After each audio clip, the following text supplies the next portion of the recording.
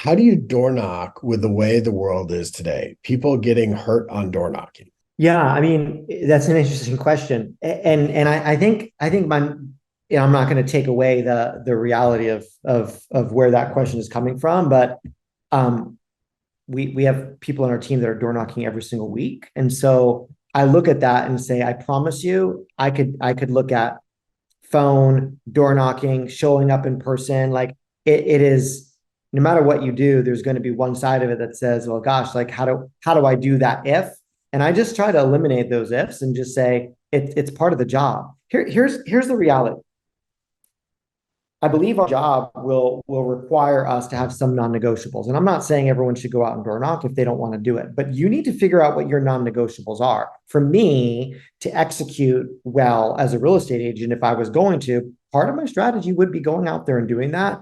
That doesn't mean that every agent on my team or on our platform goes out and door knocks, but if it's a non-negotiable, go and do your non-negotiable. If not, and you're concerned about it, then show me what your non-negotiable activity is that is going to get you in face of in front of a future buyer, future seller, immediate buyer, immediate seller. If you don't want to door knock, then do the extra open house. Or if you don't want to door knock, then make the extra calls. So I think that if we're not careful, we'll always come up with reasons why certain things aren't going to work in my market, or certain reasons why I can't do that because I'm not allowed to, or certain reasons why it's behind a gate, or certain reasons why it's dangerous out where I live. Like then we need to find, if we want to stay in this business, then I would say that any one of those four companies that we looked at, they would have found workarounds for that activity to get to their customer. And they did. Like none of those companies were challengeless. They all had challenges. Incumbent, like they had competition, they had customer challenges.